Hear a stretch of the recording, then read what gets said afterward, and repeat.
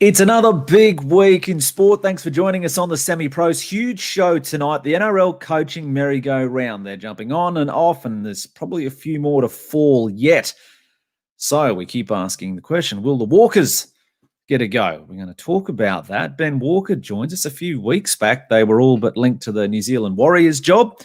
That one didn't come through. So we'll talk a little bit about that and just their future when it comes to coaching and what their future plans are.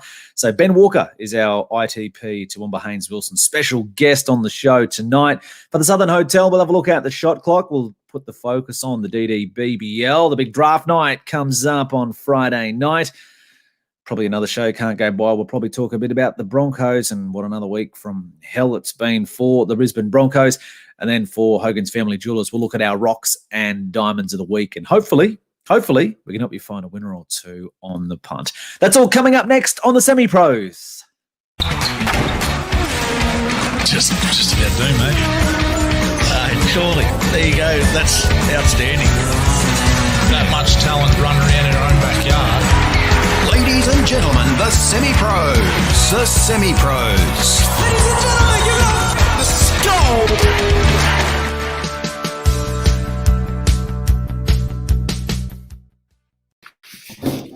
Thanks for joining us on the Semi-Pros. Great to have you company for another week. Big week in sport. Plenty happening. Plenty to talk about. Full crew's with us. Troy Gursky, how you going?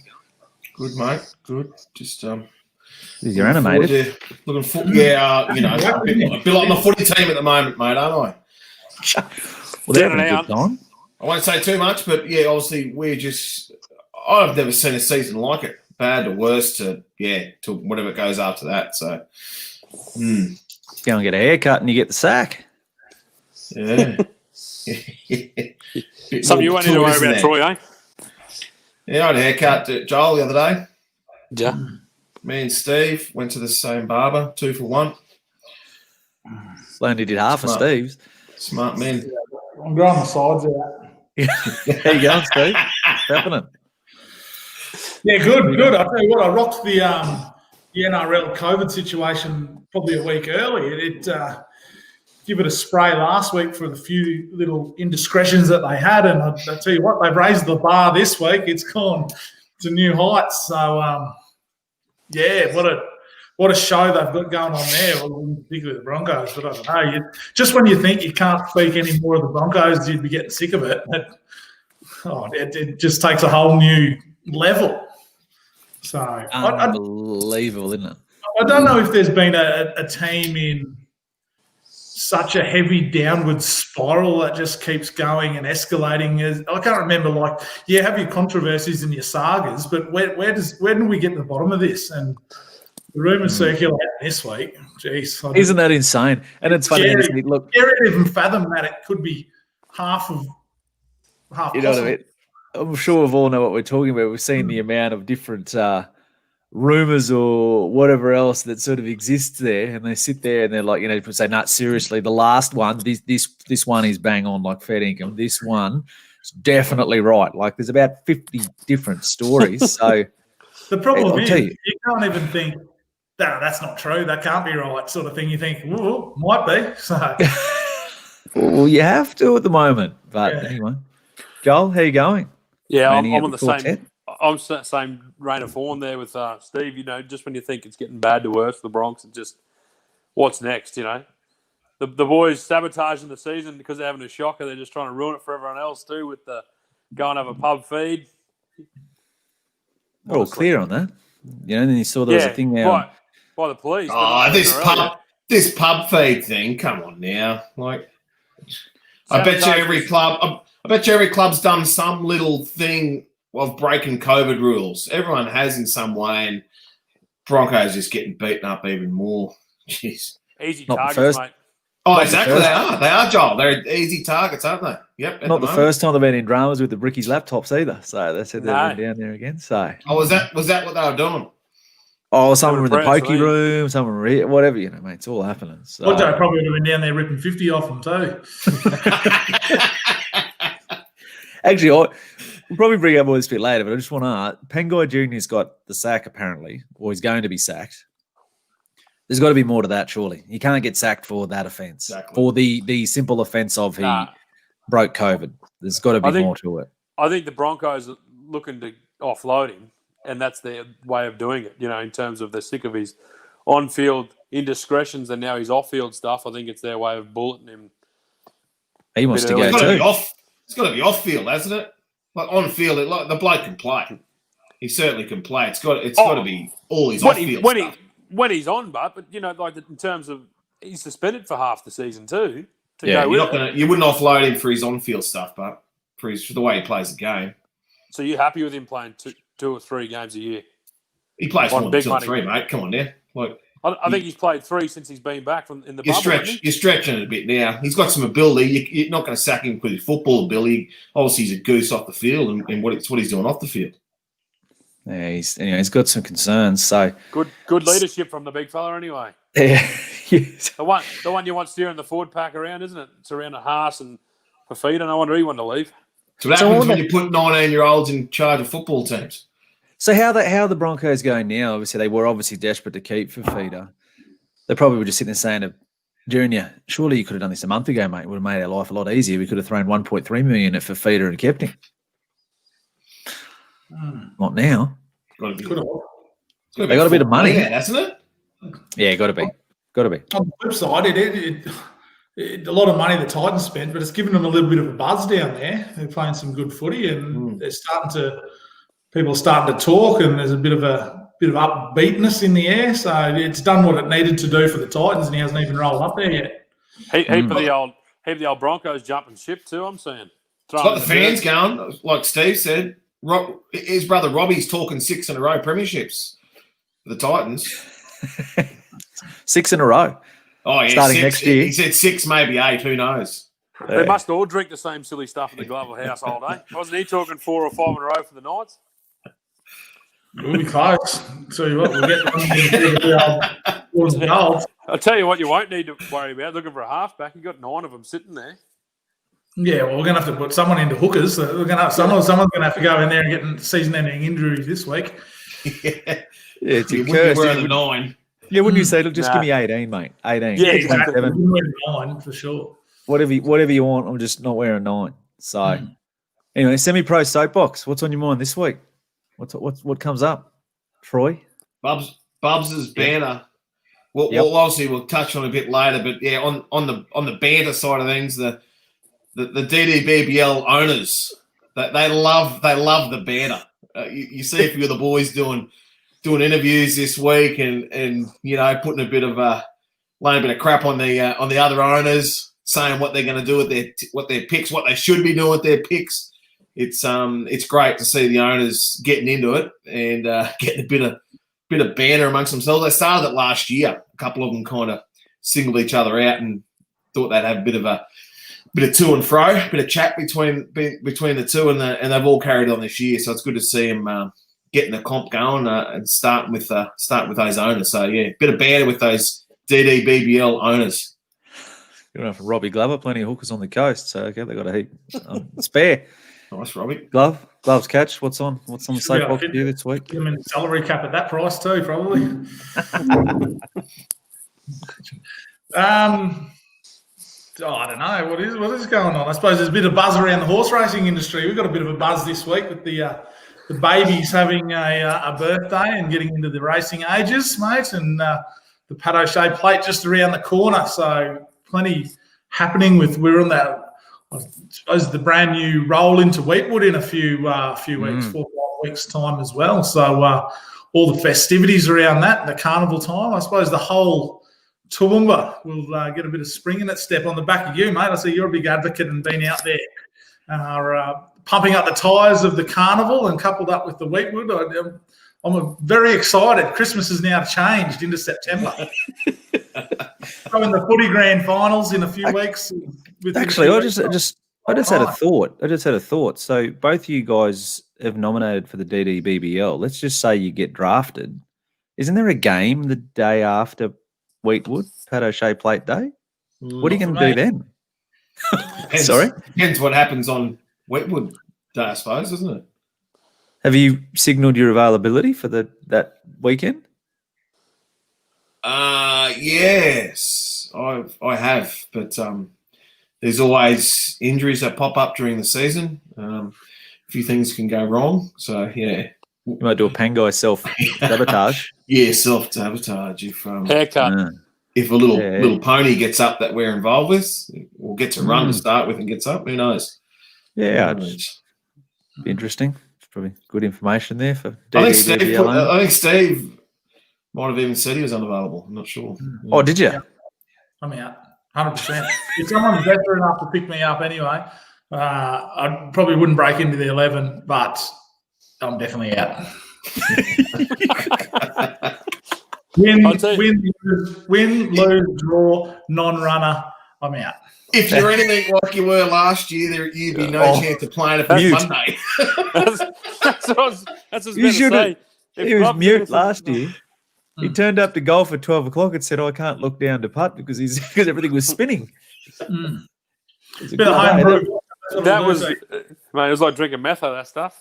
Oh, anyway, Joel, power play. What do you got? Mate, I'm talking Benny Eichen, CEO of the Broncos. Now, saw a bit of an interview with him on his show NRL 360 during the week, and I'll tell you what, they could go a lot worse than putting him on, and it certainly helped the case for what we're going to be championing in our next segment with Benny Walker, the old Mr. Gilmore, I'm your caddy. You know, Benny Eichen's caddy becomes his coach.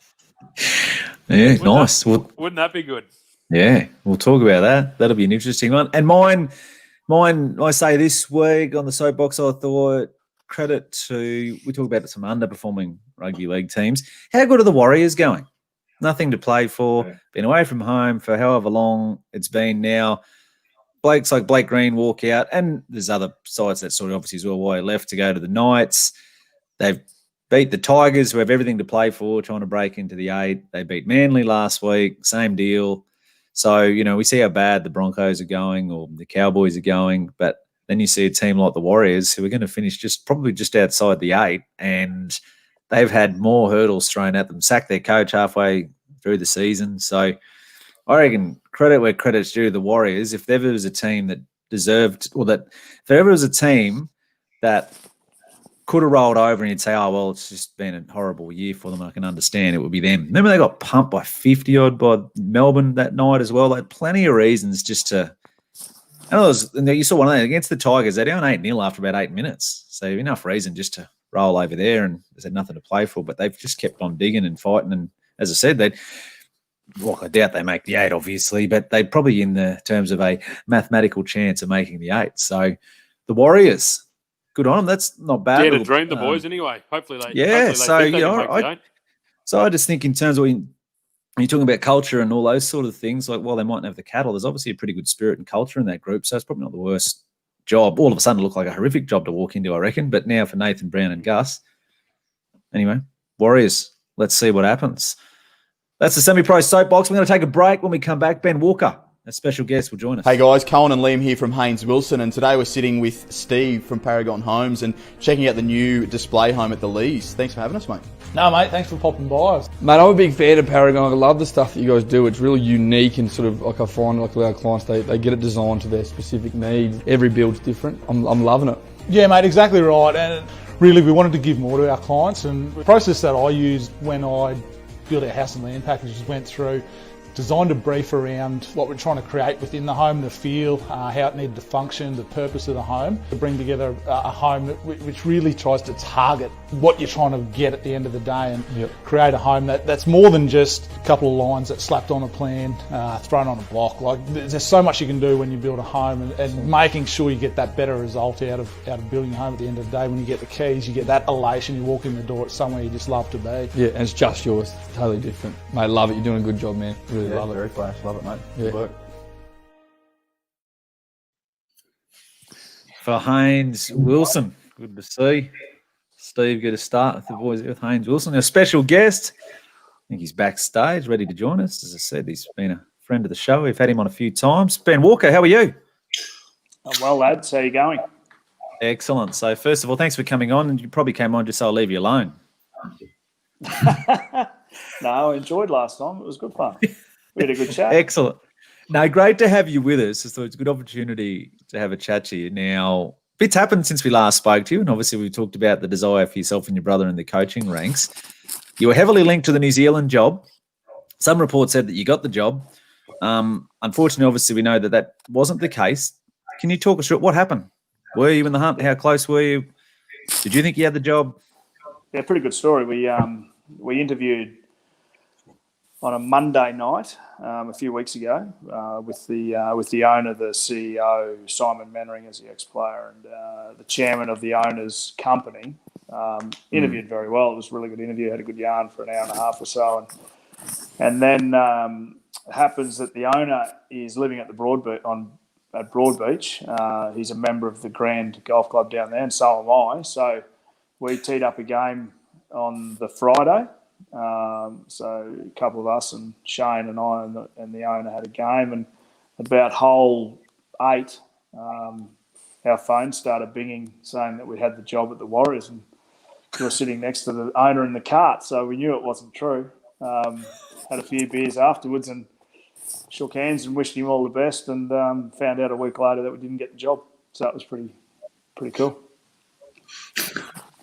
Mate, so how do you go about throwing your resume into like a coaching gig or anything like that? You know, like it's well talked about and obviously well publicised about you guys wanting a job, but is there an official process? Like, do you have a resume that you have to send? I didn't catch the last part of that. I got to resume, but look, we don't really have every club's different. We've only really been interested in the Titans job and the Warriors job at this stage. There's a number of jobs available. Obviously, St George overnight or today. The Broncos in a few weeks. The Cowboys came up a while ago, and they're not jobs that we're interested in.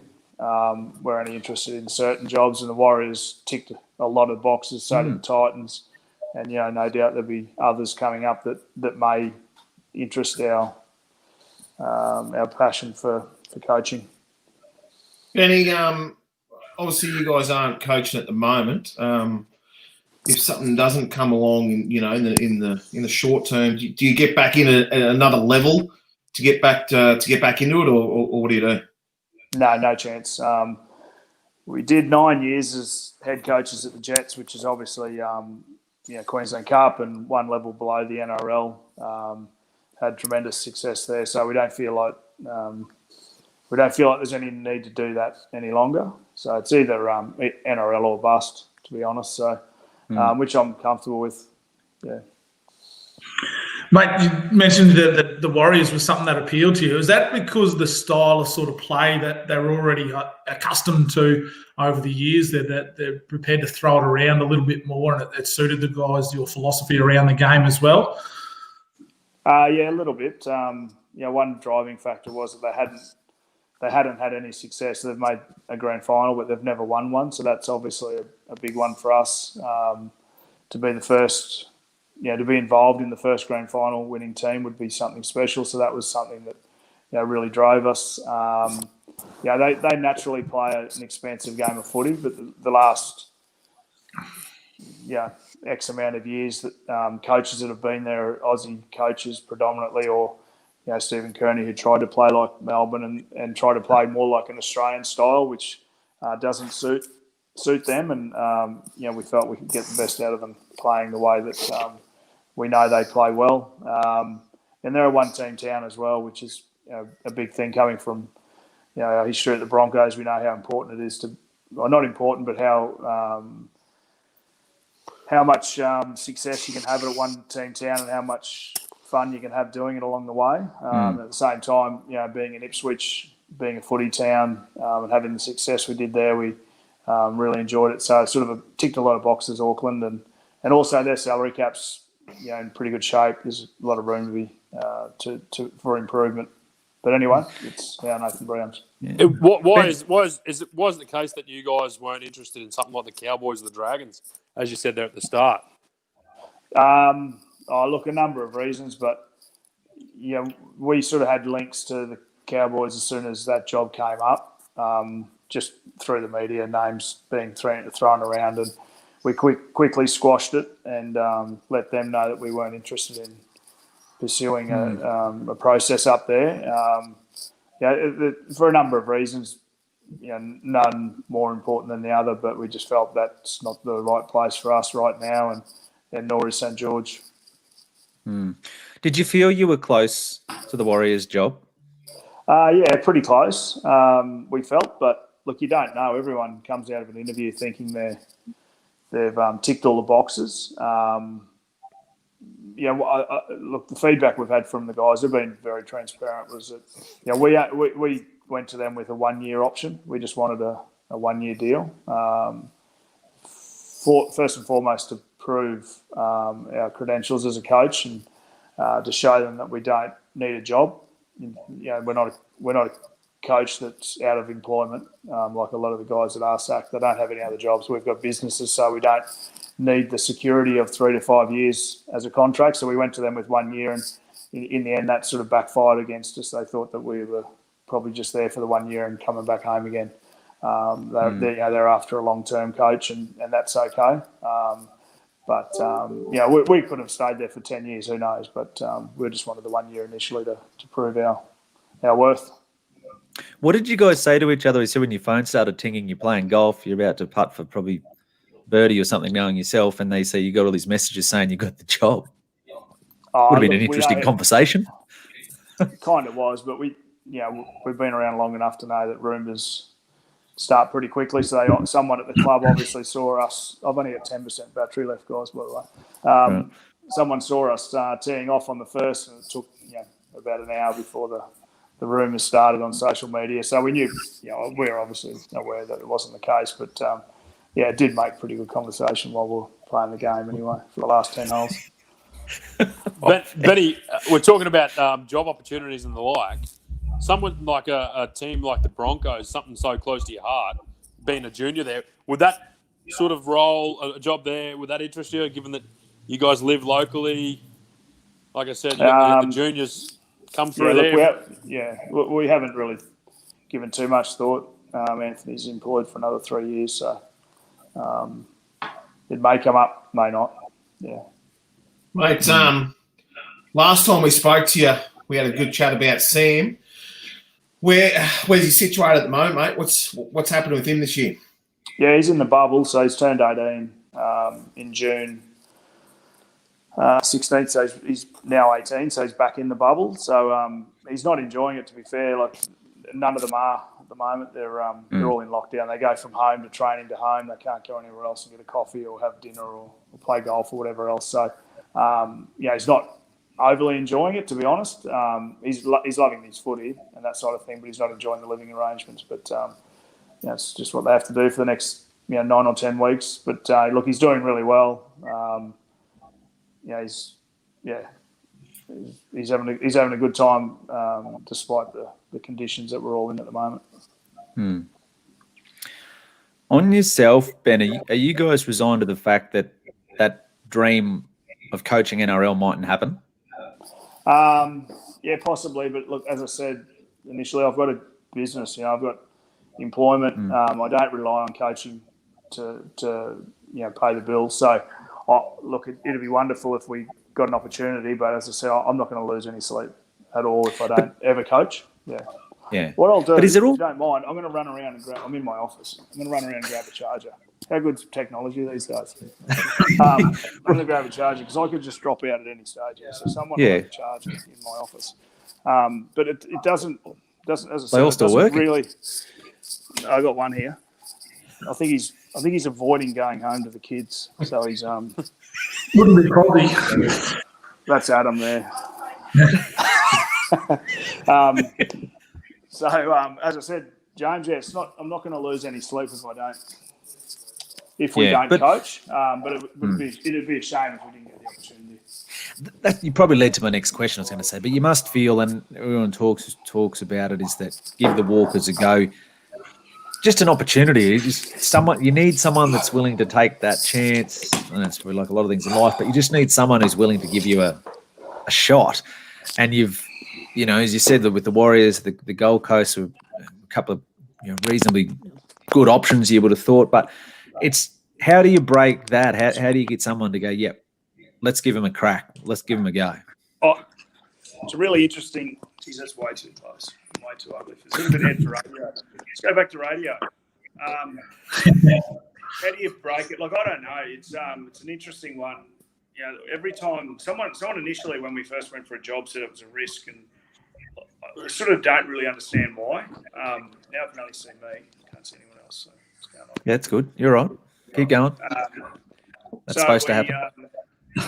We're not absolutely sure why, to be honest, why it's a risk. You know, we've been involved in the NRL system since we were 15 years of age. So, you know, a lot of the coaches, you ever look at, like, I'm not picking out names for any other reason, but if you look at the coach of the Newcastle Knights right now, you know, he's never had a footy team on his own, never coached on his own. He's been an assistant coach his whole life. Didn't play any higher level than country rugby league in New South Wales. And for whatever reason, he's perceived not to be a risk, if that makes sense. Whereas, you know, that's all we've ever done as footballers, is be in and around the NRL system. So we feel like we're no risk at all in that sense. You know, we've always been involved in at that level. But anyway, look, someone said we're a risk initially, and I think it's just sort of stuck every time we're brought up. Someone says we're at risk. Which is crazy, but just live with that. It's okay. What about something like having not had the experience in the NRL clubs, Benny, in terms of managing the salary cap and things like that? I'm not too sure how that sort of works at the NRL level, but, you know, obviously the coach plays a significant part in the dictation of how the salary cap's being spent and where it's being spent. What do you sort of rebut, you know, the suggestions about that? It's quite easy. We've where we've been coaching for 9 years is the poorest club in the competition, the Ipswich Jets. So we've had to manage our playing budget really carefully. So it's a little bit like Moneyball for us. You know, we've got to get the best out of the players that are available and make, you know, the best of the resources as well. So to have a salary cap and to be able to spend the same as everyone else is a huge advantage to us. And it would be quite easy because of our experience, you know, being under resourced, if you like, at the Jets. Interesting to see how, as you said, it's still 1.25 for David Fafita, though. It's good money. Player. Very good player, but you're spending a lot of your cap on a back rower. That's right. So it's an interesting. It's not an interesting signing. Obviously, everyone wants him, but it's a lot of money for one back row. Being a little bit involved with that and having a bit of an insight onto those caps, does you sort of sit back from the outside and see how some of the clubs are absolute nightmares, can't handle the cap? And you've got a team like the Roosters who've got all the superstars and still managed to get some cap space in there. The different management strategies, I suppose, around the salary cap from each club. Yeah, there's a little bit more into that with the Roosters. They've obviously got a lot of success there, and with success comes players more willing to play for less money because they know that they're at semi-final time and they know that they're in grand final day, and that lives with you forever. So it's a little bit like Brisbane back in the 90s. There's nearly every player that went through Brisbane in the 90s played for less than we could have. Might have lost him. Said he had, 10% or whatever. We'll see if he comes. We'll see if he gets back to us. There, guys. Yep. Yeah, we got him. Hello. Yep, you got us? Hello. Negative. Maybe not. No, was there. We'll see if Ben Get Jack's number, Jack Walker. might have him back. No? Sorry, guys, you there? Yeah, mate, we got you. Hello. Yeah, there's your can you hear us? If someone rings my phone, you there? Yep. So we tell people in the future, don't do it off your phone. Yeah. Someone rings my phone, it's going to cut out. Are you there? Yes. Yeah, mate. Yep. Everyone?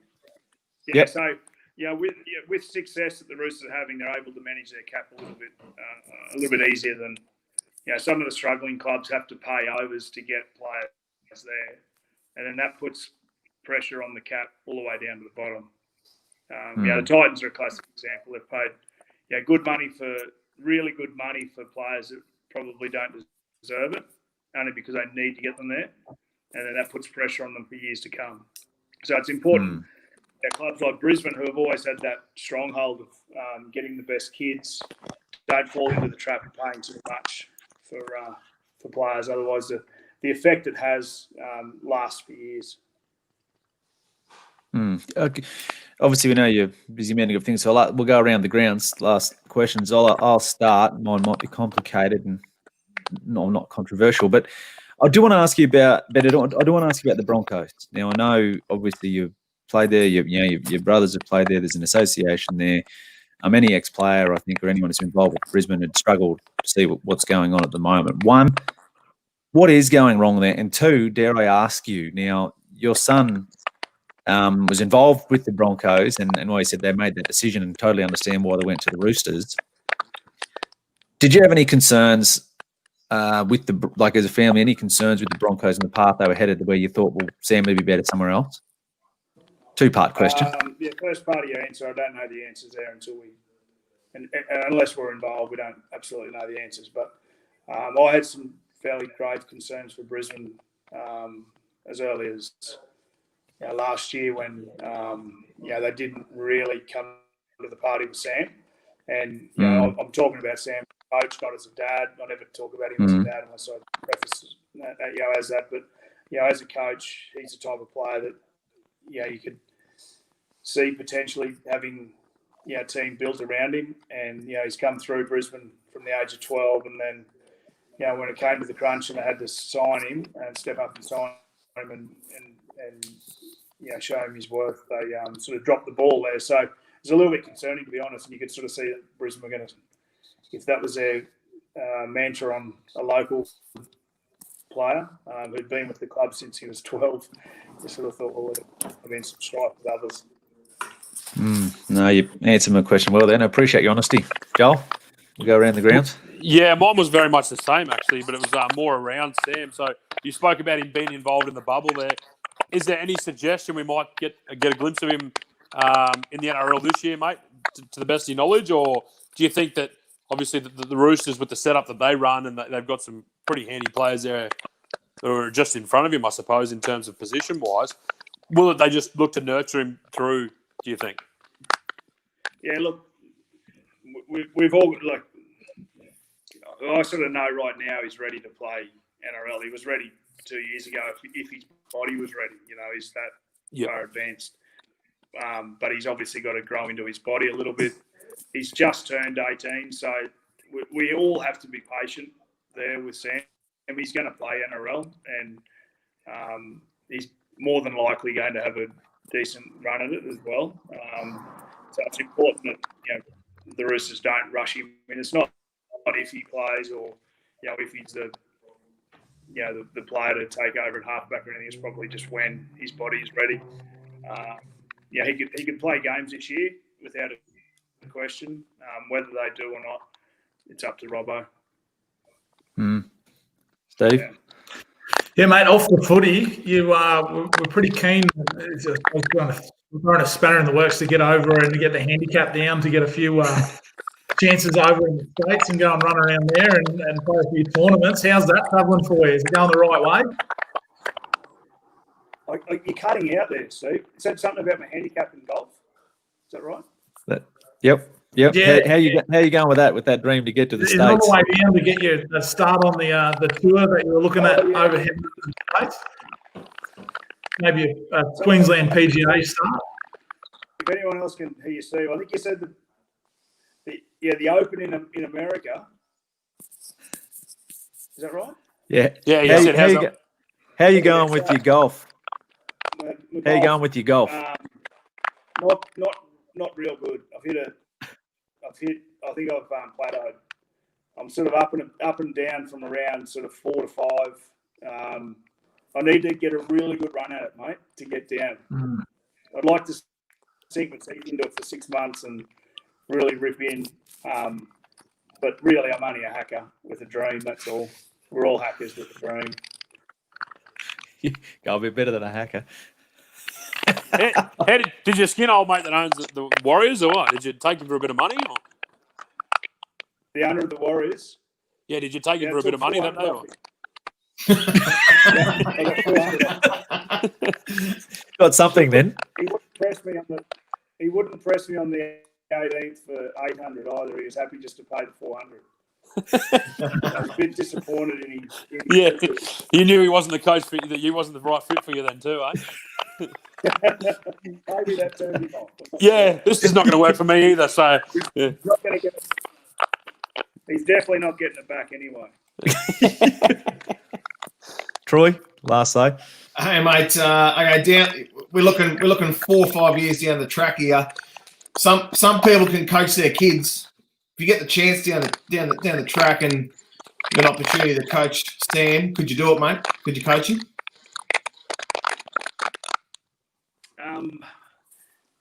Yeah, look, the answer right now is no, unless we were coaching the Roosters, because he's at the right club and they've got a plethora of really, really talented players there. So there's no reason to say they won't be successful for a number of years yet. I really would love to coach him, but at the same time, he doesn't.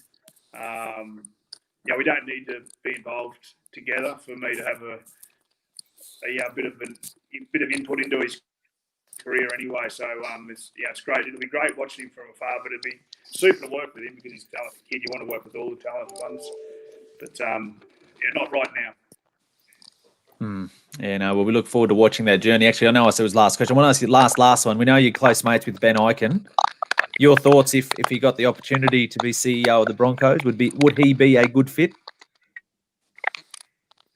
I think there's obviously going to be a really strong representation of candidates for that job, but I think right now where the Broncos are right now, I think he's probably the best man for the job.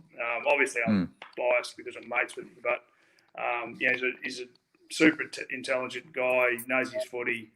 I just think right now where they are, he's the best man for the job without any question. Okay, well, again, that's another one we'll look forward to seeing out unfolds. Ben, look, do really appreciate you giving us your time with your limited battery and phone calls coming in. As I said, you're a popular man and a busy man, but really appreciate your you're very honest with some of your answers as well, which I think a lot of whether they're listening via the radio or podcast or watching us live at the moment. So really appreciate you giving us your time, and hopefully we can catch up again. No dramas. Anytime, guys. So that's Ben Walker joining us on the Semi-Pros. We'll take a break. More coming up next.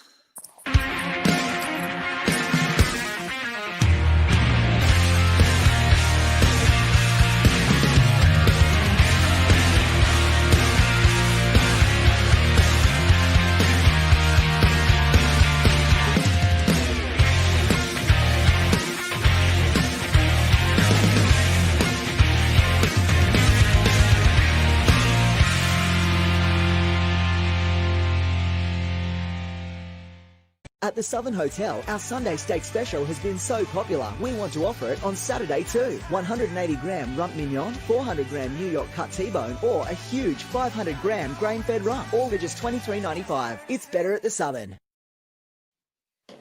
Thanks to the Southern Hotel. Now, we normally head out to the Southern, but Shane Moggy's busy. He must be working tonight. They must have a bit on. So what's happening this week at the Southern? They have the UFC this Sunday, as well as all of the AFL, the NRL action, all the racing. And then Sunday, they have their 500-gram rump and schooner deal for $22. Pop out to the Southern Hotel. We were there. How good was that? We were up close. You talk about Saturday on the big screens. Good slide. How good was that? You've got a few home, weren't we? Well, you were, Joel. Angus Garrett. Angus Garrett. Hang on to it, Gussie.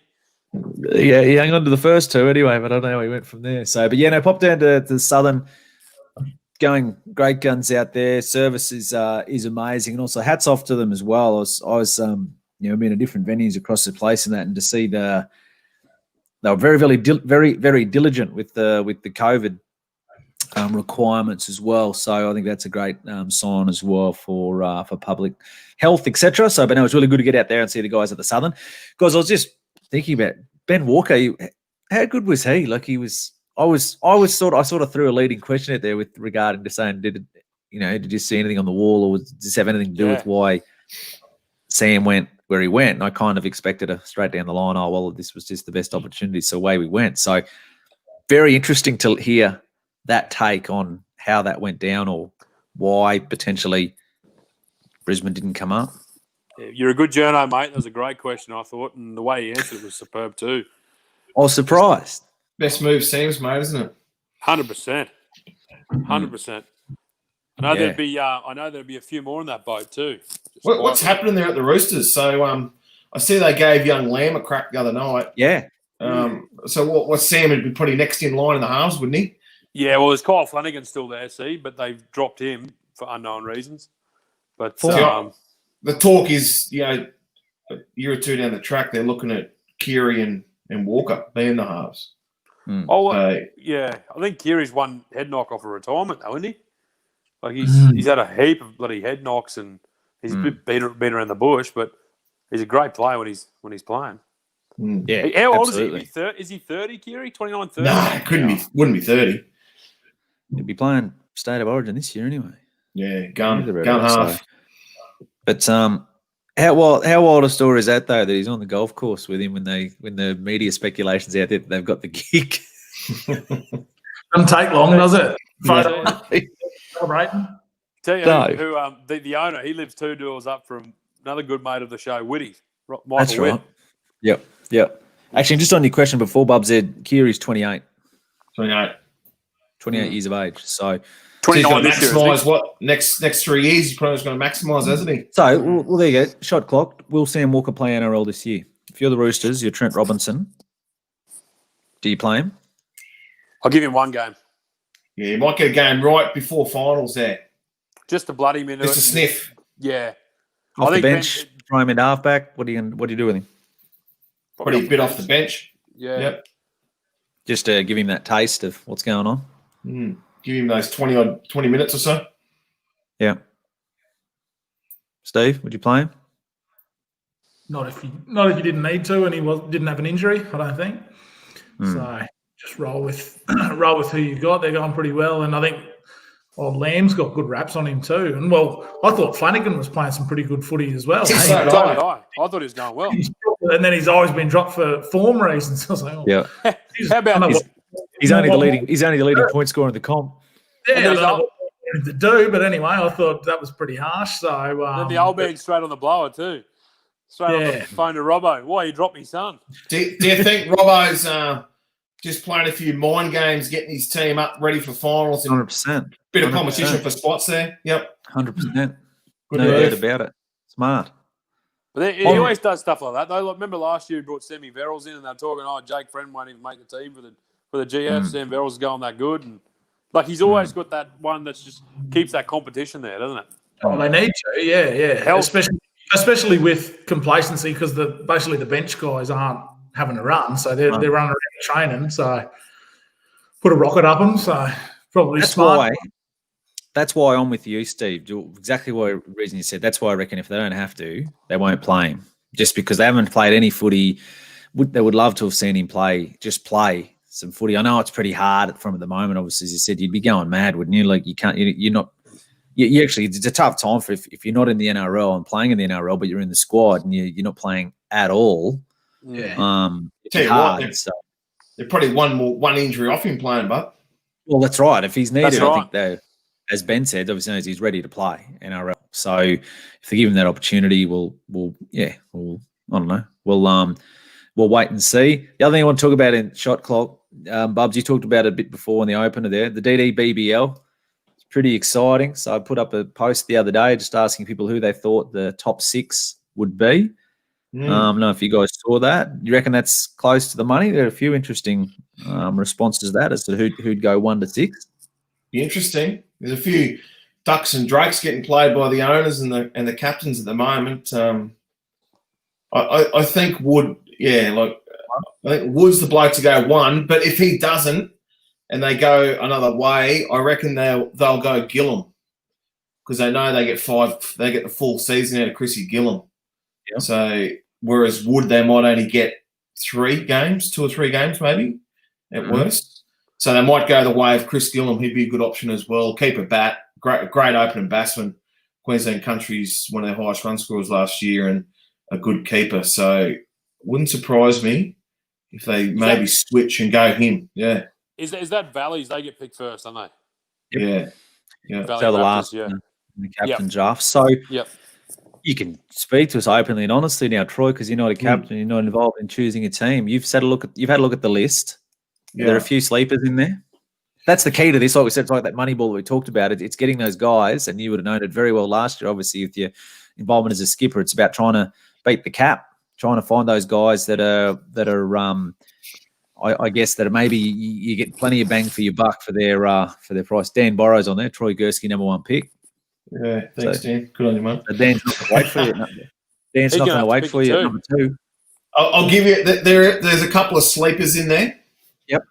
The bloke on the bottom of the screen is a bit of a sleeper. Big time. Have a look at him. You know, I'm seriously.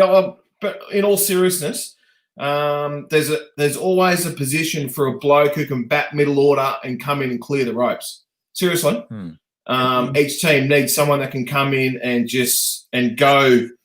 Look at the head on it. Yeah, but no, you need someone that can come in the back end if they're coming in with 3 overs to go, and not nerdle around, but just clear the fence. There's a role there for Glove in that way. There's another bloke, and he is a Paul Toohey pointer. His name is Connor Edmonds. So Connor's a 200 pointer. Played up north at Mackay, came down and played a few games with us at Mets. He knows Jack Budden. The bloke is a very good player, and he's 200 points. He's a sleeper. Right.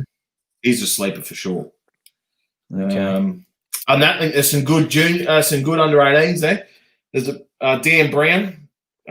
He's an under 18er. I think I reckon he could get snapped up. Him and Ben Brochery could get snapped up second, third round. I reckon those good under 18s, the blokes, if they want them, they're going to have to get them real early. I reckon second round, maybe third. Yeah. Jesus, this is lit up here. So Matthew Dennis agrees. Loves a dark horse. Joel Seaby can't run singles. Matthew Dennis knows Connor Edmonds. He'll be looking to get him. There you go. Straight to the grammar boys too. But as Bob said before, you want that guy that comes in and clear the ropes. You don't have to run for them, do you? You don't get extra for run. That's what he's saying. That's why he hits him, because he can't run single. That's what Seaby was saying. But so, can I, Troy, do you believe Steve fits into that mould last year? Now, I know it didn't work out, unfortunately, injuries, etc. He's like the Nathan Staines that sits in that draft this year. Is that what you're saying? Yeah, well, what are you, Steve? Are you a 200? Are you a 200 pointer? Oh, probably 100. Yeah, so no, there isn't. I don't think there is such thing as 100, is there? He's a white pointer. Yeah, I think two's bottom, but we haven't got a great amount of blokes that can come in and just clear the ropes. So yeah, I think Steve will get picked up. Yeah. Yep. Be a desperate old coach out there that needs an old fat bloke that can't catch or bowl or bat. That's why you field 11, mate. Where would you field these days, G? Oh, where the captain tells him. Yeah, probably just short cover and prance around. Short fine leg, short third man, those little positions. About where I go. I bet you the ball follows me around wherever it is anyway. Troy, obviously, you're obviously not captaining this year, Troy. Has there been any coaches touch base with you, mate, and sort of say, look, we want to get you? No, mate, no. No, not even a little bit of interest from the old Aztec Warriors or anything like that? I've had a couple of people ask me whether I'm bowling. That was straight out no. 42-year-olds turning nearly 43 don't bowl anymore. So, yeah. Matt Dennis has got a few. There's the Silver Fern, Simon Dennis, chance to go round 12. Yeah, Matty Dennis. You'll go higher than 12 as well. Anyone else who's watching, share a few thoughts with us. I tell you what, no, but seriously, share where you think Troy Gursky you go. Where will he go in the draft? Interested if anyone out there, those guys are on there, chime in with a comment. Talking about people. Steve, what do you reckon? In the top 6, mate, or they're in top 4? Who do you reckon? Oh, mate, I wouldn't have a clue. I don't even know. Harry Wood will go 1, probably McGoffin. Wilson was good last year, so yeah. And those are local. Which one of the Wilsons though? Gillum will go up high for sure. Yeah, only one Wilson's playing this year. Which one? Anthony's out. Oh, right, yeah. Yeah. They both were good last year. Yeah, both good players. Real good. And 100% no Brian May this season? No, he's out. Yeah. So got a few niggling injuries for Brian. Yeah. Round 4 for Bubs, Dan Borrow. Round 2. Troy Gerthy, round 2. I hope we can all get in to watch it. I'll be there. Capped at 200. You're number 1, I suppose, aren't you? Number 1 man around town. Late call up. Got the late call up from the commission. Golden Mike. Fill the void. Yeah, thought I'd help him out. So Fight Show got binned. So I'm in. Now looking forward to it. On a serious note. Yeah. Really, really looking forward to it. It's a wonderful concept, as you mentioned, and I love it. It's really exciting because everywhere you go, that's what people are talking about. This conversation. Who's going to nominate? Now we know who's nominated because it's obviously finalised. There you go. Kent Reamers is chiming in. Chris and Dan Wilson are playing. Oh yeah, Chris. Sorry as well. He's still got you got the three. You got the 3 Wilson boys. Yeah. Just say, Steve. Oh, Kent's still got the lobster mask on. I like to. And Chris Wilson, he's good value too. I think he's down the points. He's good value. Yeah. Come on, Mr. Commissioner, while you're tuning in, you'd have some smokies there. The Wilson's or is he not allowed to? He's a great fellow, the old man Wilson. Sat next to him one day at the TAB at the casino, and he was getting stuck into the old Betfair account. He was laying a few in New Zealand and laying a few here and there. He'd get along well with the man down the bottom, I tell you. Get along real well with him. Somewhere, we'll just hook up down there and not worry about playing and shoot off the other day. Champion bloke. Champion old fella. Head down to the Southern. Raptors and go sit in the sports club. It'd be interesting. So all the excitement of draft, we're going to know who falls where. The commissioner might chime in and let me know this. How many did we end up? How many is in the pool? I've got it here. 160 odd. 160 odd. He sent it through. 186. Here we go. Here's a trivia question there for you. Name the 5 Sipples that are nominated. You want to go, Troy, or what? You have a crack at that? Ashley. He's the oldest man in the comp. He's about 48, 47. His son, whatever his name is. Then you got Mick Sipple, Jed Sipple, and Jed's young fella, Tom Sipple, who's a good player as well. So, I wonder how close you went. You had 4, and then someone who you just named someone's son. So Jared Sipple. There we go. That's all good players too. They'll all get picked up. 5 Sipples. How cool is that? Yeah, good story. Yeah, 3 from one family, 2 from the other. Looking forward to it. This will be really intriguing. So we know the order because it's obviously the reverse from the captain's draft. So the Valley Raptors have got the first pick. The Adacare Aztecs have the second pick. Someone else's have the to be the Hip Pocket Rockets would have the third pick. We then go to Live Wire Lightning would be 4. The Robscan Knight Riders will be 5, and then the final pick of the first round will be the Grammar Blazers. So that's the order that it'll go in there for the first round. So they're the names that you guys have thrown up that you think will fall in that position. Correct, Troy Morgan. Thank you. So you've just nailed that. Righto, last thing I'll bring up in the shot clock, we talked a bit about it before and that. The Bronx, Tavita Pangai Jr. sacked. Anthony Seibold's dealing with a family issue. Matt Lodge has now broken his leg. What's his name? Xavier Coates. He's done his leg or something.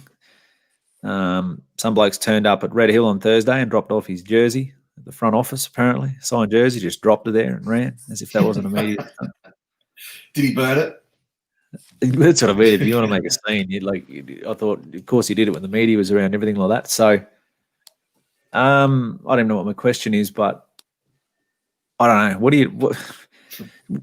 See, if you're Seabold, does he coach the Broncos again this season? There you go. I'll just come up with a question on mixing all that together. He's sitting 2 weeks out at the moment, this week and next week, so he's due back whenever that'll be.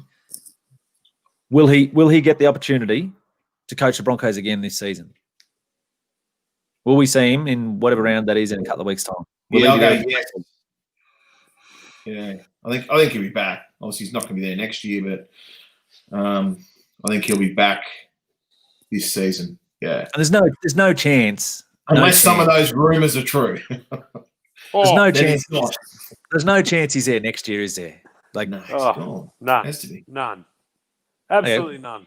Mate, I was the biggest. Don't sack him. You put him on a deal. Give him a chance. But I'll tell you what. If there's 1/10 of a truth to the garbage that we've read this week in terms of the rumor mill, if there's 1/10 of that is true, he'll never coach ever again.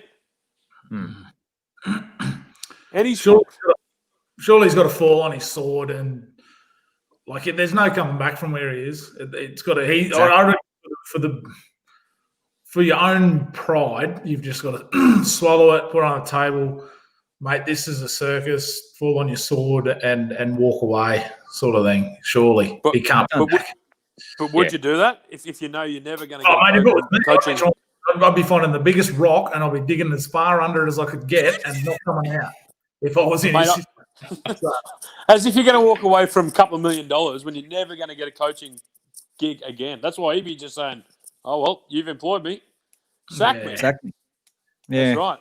I'd be doing that because I know that I'd be trying to turn that $2 million or whatever he's going to get paid over the next 4 years or whatever it's going to be. That's the rest of his life. Yeah, exactly. Yeah, again, as you said, the rumor mill and all the stuff to talk about, if he's away for the reasons they say that he's away at the moment, the club obviously has granted him compassionate leave, which is a drastic measure in this particular instance.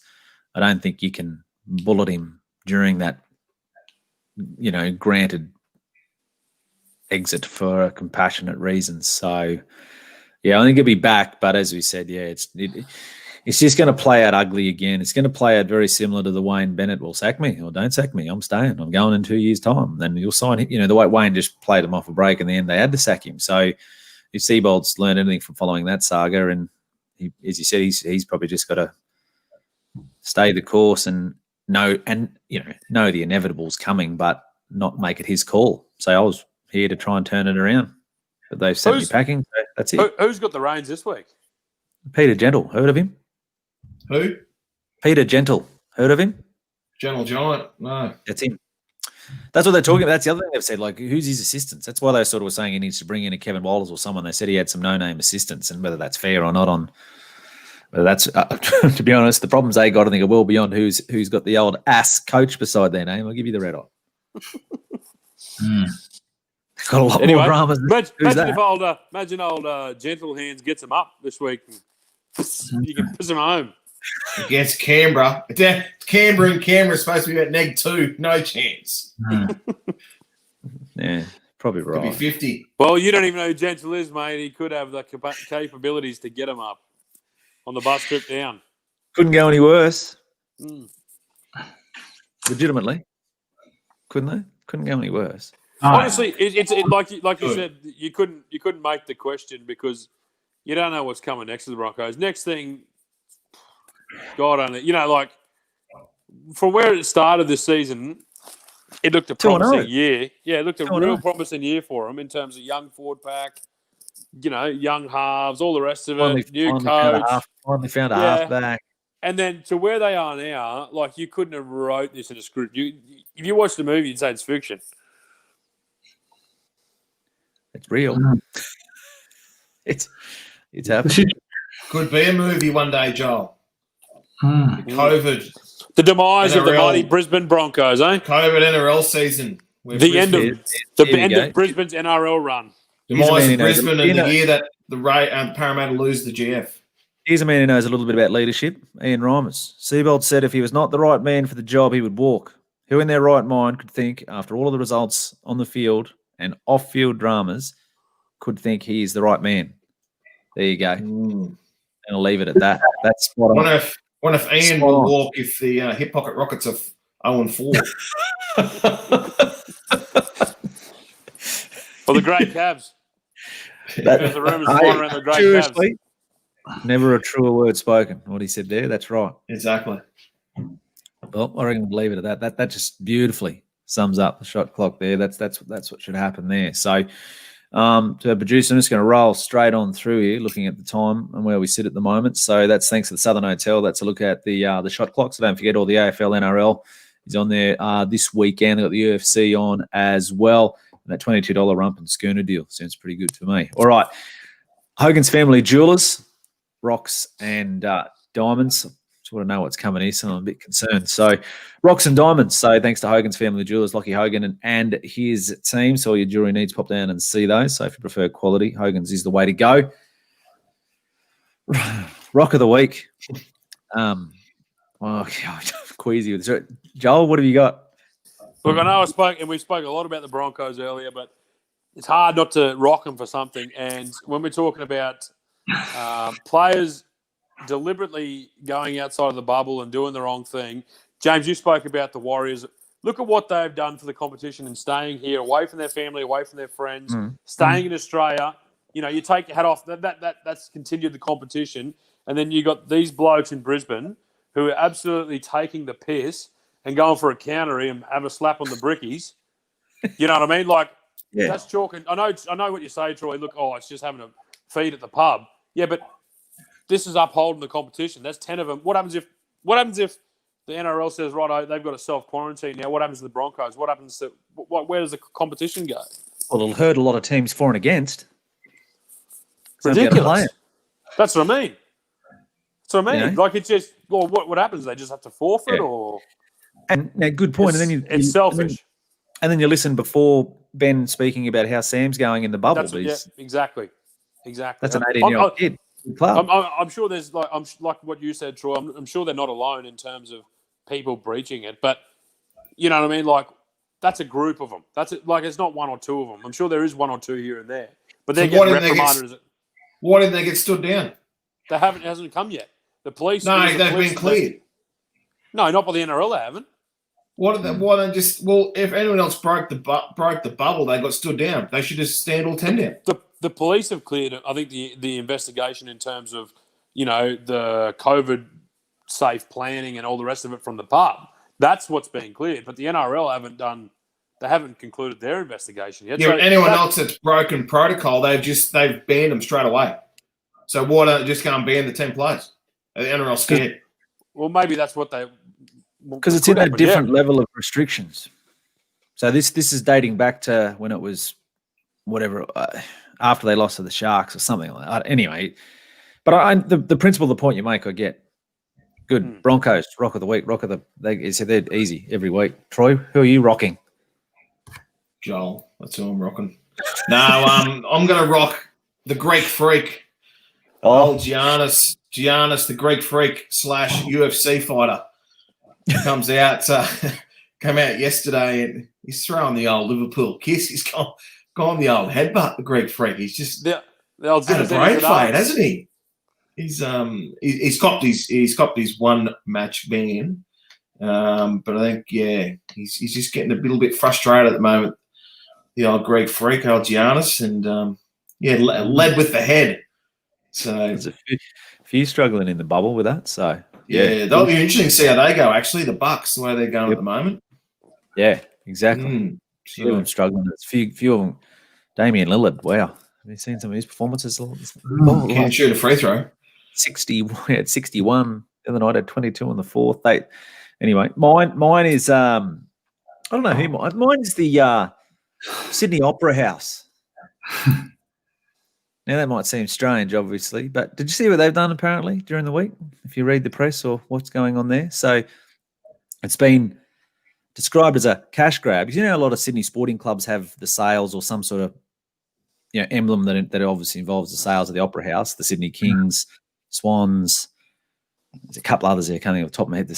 One of the Big Bash teams does as well. But anyway, so apparently the Opera House, times are tough. We know that at the moment, obviously with COVID and all the rest of it. Come out and basically slapped if you want to use our logo or use any sort of resemblance to the Opera House, it's $50,000. Geez, that's ordinary, isn't it? Hey? That's ordinary, isn't it? Geez, wouldn't they Kings would be within their right to flog them back and say, right, I will use your logo, but here's $200,000 for front advertising. Yeah. That's what I mean. Yeah. But apparently there's so the Kings, as you speak of there, are set to be rebranded. So the Swan, there we go, Swans, Roosters, Sydney FC and Sixers could all follow suit as well. So it's sort of been described as a bit of a desperate cash grab. It's Opera House. No good. Rock. Righto, Steve, what have you? This one, put a disclaimer on this as well, won't you? Yeah. You probably, if you've got a soft gullet, probably don't want to. But we've all been to the gym and we've seen those blokes that try and lift more than they're actually capable of. And Russian power lifter. I can't watch it. I'm not watching that one. James, watch it. 400 kilograms. Here he goes. So he's set up there and he's got the gut ready to go. It's fair wage. I think this would have been a look for the powerlifting championship, Big Alex. Comes to him. It's over.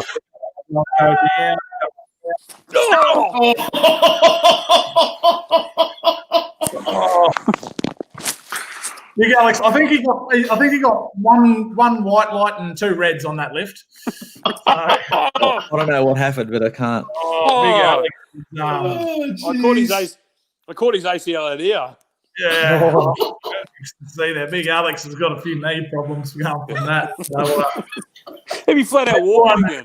Whoever wants to go and squat 400 kilos probably deserves something like that to happen to their knees. I know I threw about 45 on the bar there the other day, and geez, I was screaming like that too. And nearly ended up with the same fate. So I can understand how it is.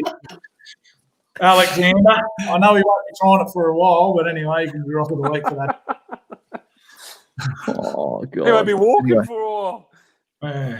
God. Anyway, let's get off that. Diamond of the week. What quadriceps operation he had to stitch his legs back together. So I can't. I don't even know what it looks like. I'm not watching it. So no good for me.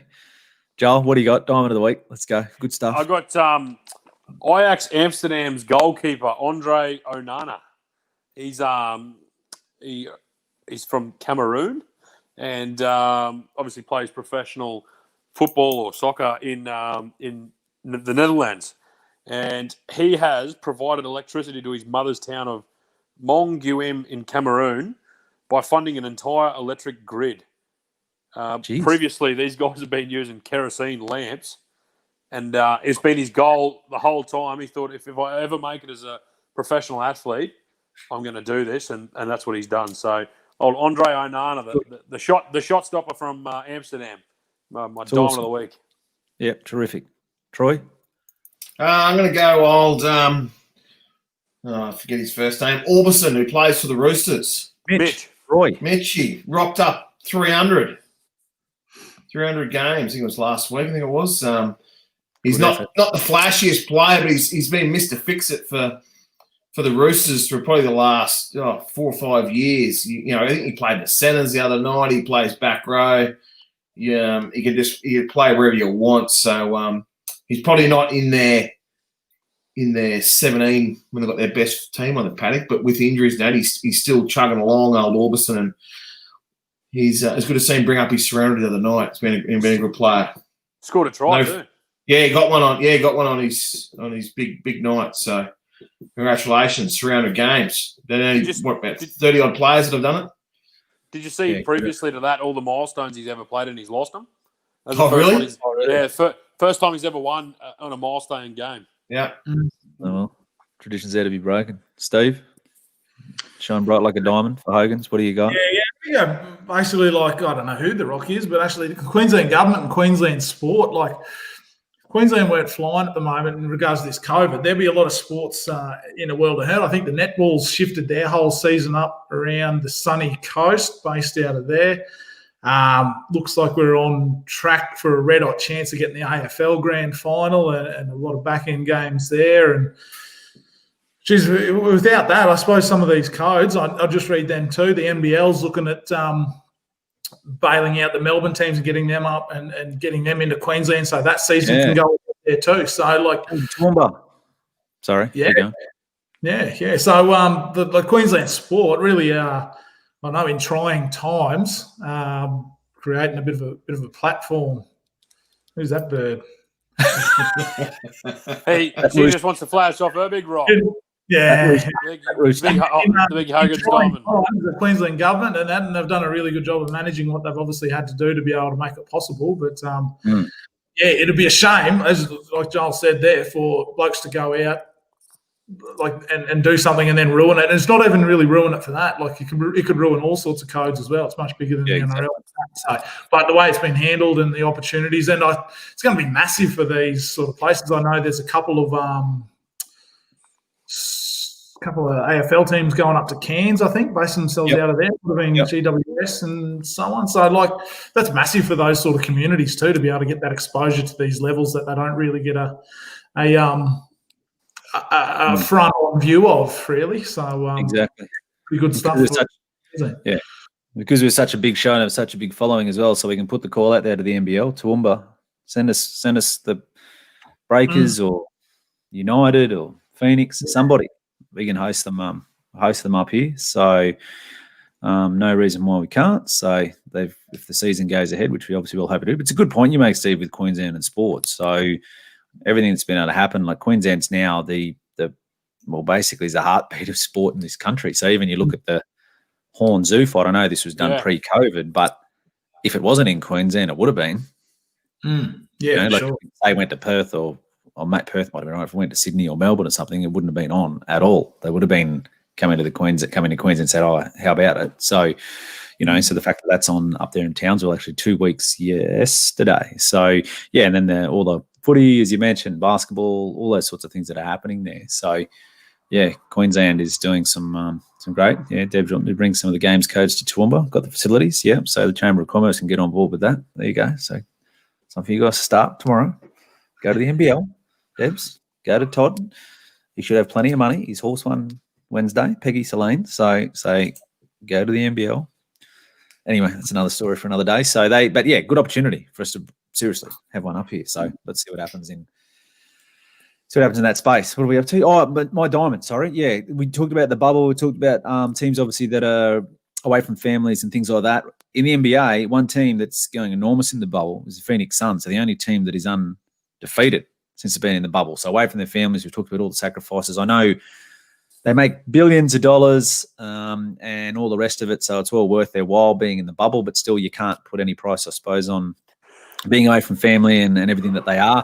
The Phoenix Suns had a really nice touch. I don't know if we got video of this or not. So they surprised their starting five with their player introductions. They went and sought videos from their family members to introduce them onto the court. So, and you can just sort of see the look on their face when they were introduced. I think it's so I thought what a good way, I suppose, to try and bring their families to them when they obviously spending that time away from them. So if maybe we don't have it coming up, but if you ever look at it, have a look at the Phoenix Suns, just Google something like that, Phoenix Suns introductions in the bubble from their family. So you'll see DeAndre Ayton, I think it's obviously his daughter. You see Ricky Rubio's got some people from his family from Spain that introduce him. So I thought what a great initiative from the Phoenix Suns. So whilst in the bubble to have something like that as their as a good lift to their players. And I said it's working for them at the moment. They're going. Can they make the 8? No. Basically, it comes down to now what I was reading today. Portland plays somebody. Nets, I'm pretty sure. Yeah, if they win, they're in. They've got the 8th seed. So I don't think the Lakers would be real keen to play Portland either, just quietly in the first round, 1v8. Not saying that Portland will beat them, but they're probably not the sort of team you want to particularly with their guards. Lillard will give them white hot. Yeah, Lillard will give them Lillard and McCollum and those guys, and then Mello's playing pretty good ball. They'll particularly Lillard, obviously, he'll cause all sorts of nightmares for the Lakers backcourt. No two ways about that. So, yeah, but no, the Suns, even though they've gone on a run, I think they'll just miss out. So all those teams that sit just behind them. So, but it's basically the Trailblazers' position to lose from now. I think even if they lose, they'll come down to different percentages. That they're the most likely 8 anyway, going to what they call it, the play-in.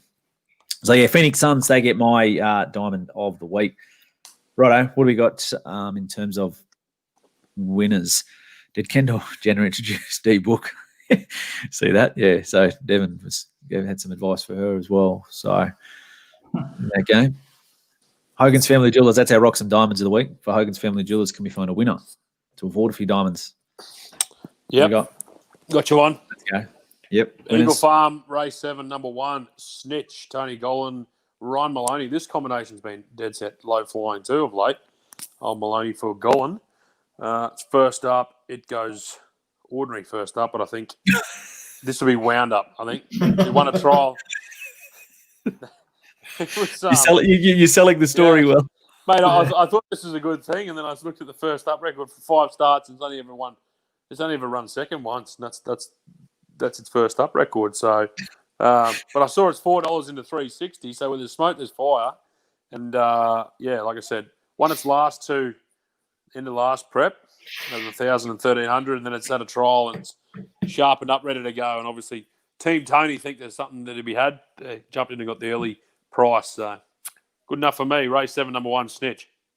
Sweet. Righto. Who's next? Who's got one? Troy? You got a winner? Yeah, I'll stick with the farm as well. And I'll stick with the Golan camp as well. So we're going race 9, number 11. How Wonderful Life Is. 480 at the moment. Yeah, could ask him about it. Should have, hey. So, yeah, he's got a bad record at the track. 3 for a win in a place and distance 5 for 2 in a place. So, yeah, I'm sticking with Golan as well. 480. How Wonderful Life Is. Stephen? Yeah, I'm going to go Sydney, actually. I'm going to go from Brisbane. Race 5. Stick with the Aussie Bloodstocks, though, in the 5th, the Premier's Cup Prelude. Attention Run was massive first up, just absolutely belted them at a good price, and then a bit flat second up, but wet track handles that to get through at 1,800. Look for it to get out wide and run over the top late. $4.20. Chris Lees has been on fire. The Australian Bloodstock boys have been on fire, actually, so you can do worse than follow a stable like that, and we'll follow them and run. Right, I'm going to Melbourne. It's been a happy hunting ground for me in the last few weeks, so we'll stick with what's working. This is keen on this. I haven't been this keen in a couple of hours on something. So, PB Lawrence, race 8. Been a good horse to me, this one. Number 3, Streets of Avalon. This is its go. 1,400 metres, Caulfield, and it's up against Regal Power, need further. Kingswood Dream first up, needs further. Cape of Good Hope, same deal. Cascadian. Yeah, it could go all right, but it's probably needs further. This thing's wound up, ready to go. As I said, it's won at Group 1 level around here. And as I said, it just Mystic Journey they need further. Arcadia Queen's going to need further. Aristia's going to need further. So it's all these. It's the old story again. You're not. This is you just make money doing this. So there's a few of them here that aren't there necessarily that are best suited to win. There's a lot better horses in the race than Streets of Avalon. I'll give you the red hot. But at 1,400 metres, this time of the preparation around Caulfield. $8.50, particularly if you like playing on an each way basis. I just don't think you can do your money. So Benny Mellon went on board too.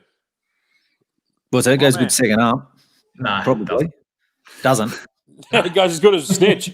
Don't worry about that. When's it been second up at somewhere like Caulfield? Well, we'll turn that rhetoric around. It's had 17 goes at the track for 4 wins. That's not that good either. But anyway, It'll be there or thereabouts.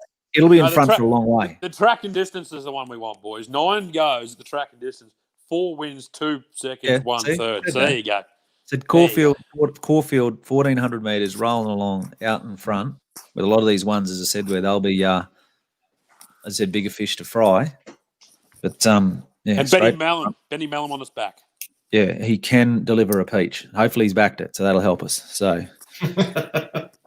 how's he still riding? But anyway, Still flying, but yeah, going enormous. Can ride. King of the peach. Righto. Couple of things, guys, this weekend. Obviously, the Joel Seaby might remind the Mountaineers play. Actually, more importantly, midweek, the Saint Semi-Pros rattle off 3 in a row. Never in doubt.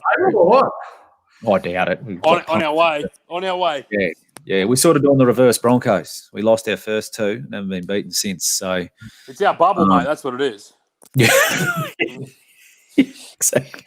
COVID bubble sort of really done wonders for us. So, yeah, the Saints semi-pros flying. Because I knew there's a lot of people waiting on the show to hear about that. So drop that in there. But the Mountaineers play QSL this weekend. Steve, do you know? I'm sure. Well, I'll play this weekend up to round 2. I'm away and no idea. Good help. Thanks. Yeah, we're a good show. We're all about local information. Well researched. DDBBL will know who is where with the teams, so that's really important as well. So all the best with that. Good luck, Troy and Steve. By the time this goes to air on Saturday morning, you'll be a member of a team. We might be in the same team. Who knows? Package deal. Hopefully. Yeah, make it. Yeah, so hopefully. The second slip. I won't be coming out there for 6 hours to watch us both. Anyway, that's for sure. I'll just pick my favourite. Yeah, pick your favourite child. Yeah, we'll wait till they play each other. So yeah, so that couple of things that are happening there across this weekend. So if you can, junior sports back as we mentioned. So a lot of the other footy codes, so the local rugby, the local Aussie rules, local soccer. Get out and support some local sport. It's great to have plenty out there and happening. Anything else, boys? We're going way over time. Anything else? Anyone add anything before we go? No, we're done. We're all good. Thanks for joining us on the Semi-Pros. It's always great to have your company. Have a fantastic week. Get out and support some local sport. If you want to go and watch some sport, drop in and see the team at the Southern Hotel. So the big UFC's on this weekend. So get out and support some local sport. Thanks for joining us on the Semi-Pros. We'll see you next week. Just about do, mate. Surely. There you go. That's outstanding. That much talent running around in our own backyard. Ladies and gentlemen, the Semi-Pros. The Semi-Pros. Ladies and gentlemen, give it up. The Storm.